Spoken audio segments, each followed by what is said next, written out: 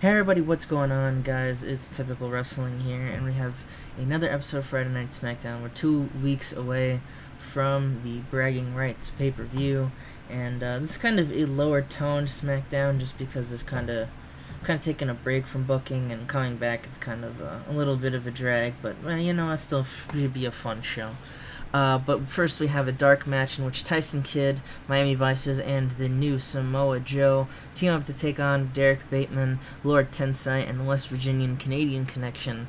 And the babyfaces win when Samoa Joe hits Derek Bateman with the Muscle Buster for the win. So good to see Samoa Joe get a pre-show match win. And Samoa Joe obviously just coming into us. He's been with us for about a month now, but I was waiting him off to use him for that big storyline. And about that had, wow, why did this match suck? Mostly just, hold on, my mouth was really dry for a second there. Mostly just Curtis Axel and, Damian Sandow, I'm sorry. But anyway, we open up SmackDown for once with a opening show, with a match first time that's pretty much happened, which Perfect Fortune take on which is the team name, the new kind of, that was hinted at during their last week's promo. In about 8 minutes 55, they beat the Saviors of Perfection, which, see what I did there, with a Dream Street into a zigzag combo. I think that's possible. Like, looking back at the Dream Street that Ted DiBiase Jr. used to do and the zigzag, it kind of fits.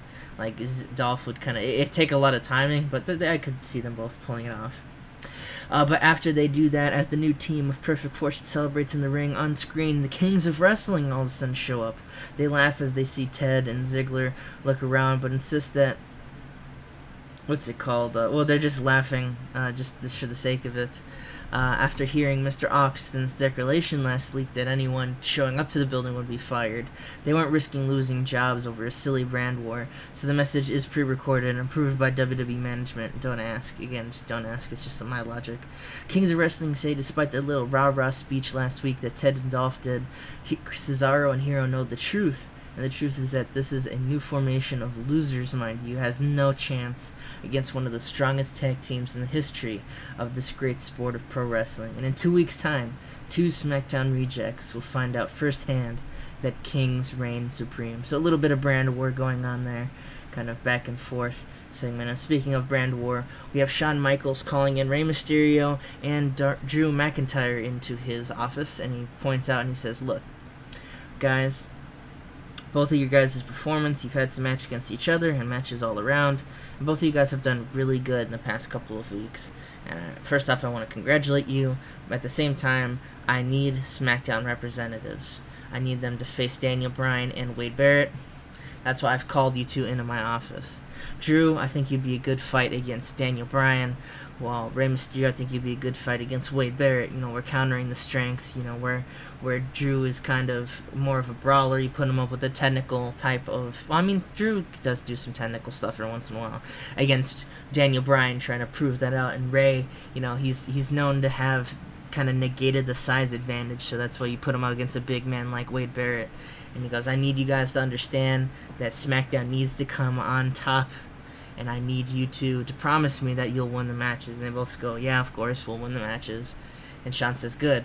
And he looks pleased with himself as he has assigned his SmackDown representatives. And we get a little hype promo talking about our main event, which will be Ryder and Mysterio teaming up against the Motor City Machines, our tag team main event for the evening. No, pre-booking, you suck.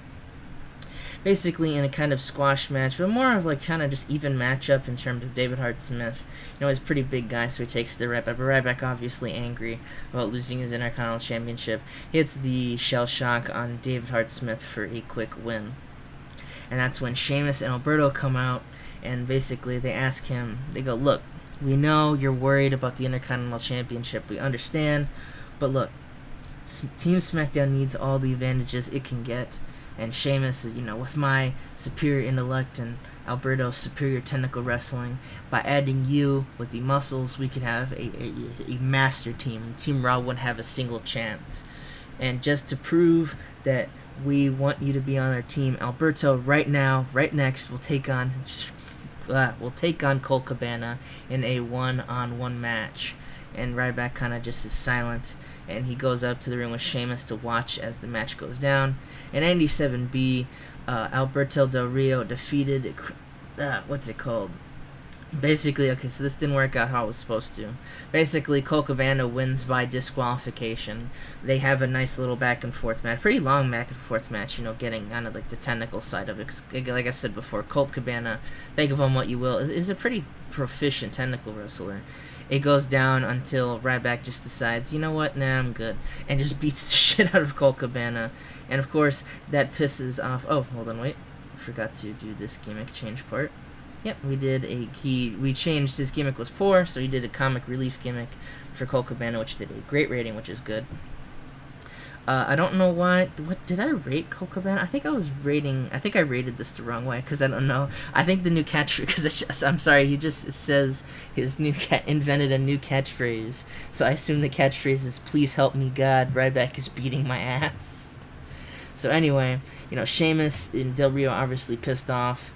But they leave away. They're like, fine, fuck you, Ryback. You don't get to be on Team Smackdown. So Ryback's beating the shit out of Colt Cabana. That's when Tyler Breeze runs in, and they do a little stare down. It's really odd. And then Tyler Breeze is like, you know what? I'm going to beat up Colt Cabana too. So they both beat up Colt Cabana. That's when Samoa Joe makes his way out to the ring.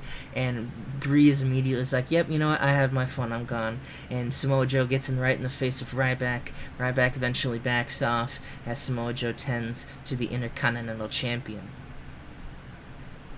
We have some Divas match as Velvet take on Madison Lane, two Divas who definitely have had their history together. Madison Lane defeats Velvet in 1752 by pinfall after using a foreign object. A pretty just nice little Divas match there. And we have, sorry, every time I see his face, we have Sheamus and Alberto. They're still trying to find someone for Team SmackDown, and they're seen talking to a figure that's kind of on the opposite side of the frame. And they say that they're trying to recruit him to SmackDown bragging rights. And the camera turns, and it's Mark Henry, who Mark Henry says he doesn't care about Team SmackDown or Team Raw. He just wants revenge on John Cena and to induct him into the Hall of Pain. Sheamus said that he talked to Shawn Michaels, and through some shenanigans, he agreed to give him a title shot next week against John Cena and Sin Cara if Mark Henry takes the spot on Team SmackDown. Besides, if he wins, he's going to be the World Heavyweight Champion, and he won't have to be on Team SmackDown. But even if he doesn't, he'll still be on Team SmackDown representing the brand. So it's a win-win for everybody. Mark Henry thinks it over, and he says, you know what, for the championship match, he decides to take it, and he'll say, yep. So much to the delight of Sheamus and Del Rio, they turn to walk away, but as they're heading for the door, in the door frame we get some paranormal activity shit as Oz just kind of flashes by. Sheamus yelps, falls over, stunned, and quickly both of them run back to safety as they are afraid of a big 45-year-old man with a green outfit on and an old man wig because Oz is awesome. And in a 90A star match, we have Rey Mysterio teaming up with Zack Ryder, and they actually pick up the win against the tag team champions because Trent Beretta distracted Shelly. If you remember, Trent Beretta actually had kind of picked up the win over Chris Sabin and Shelly a little bit ago. So it looks like since they are a SmackDown team, looks like maybe they want to be the ones to challenge for the SmackDown titles, so what better way than to be a pain in the ass to the champions. But Zack Ryder gets Sabin with the Zack attack in 18 minutes to pick up the good win. And to end off SmackDown, we just see a kind of montage of John Cena training, doing all kinds of John Cena-esque shit. We highlight, his beating downs of Vince McMahon, Triple H, him, manhandling Mark Henry, probably some stuff of Christian, Dolph Ziggler, and all the people who have tried to step up to John Cena, and how they've all fallen down. Pretty much making John Cena out to be the face of fear in SmackDown. Not the Bray Wyatt type of face of fear, but just John Cena being John Cena. And that's how we end the show with a 91A. Overall, I kind of had bad feeling for the SmackDown, but it all turned out pretty good. So, don't judge a book by its cover. But anyway, we're on the go home to bragging rights, and hopefully I can get bragging rights out in the next couple of days. In terms of recording, I'm not sure when these videos are going up to avoid the school rush, and I will see you guys all then.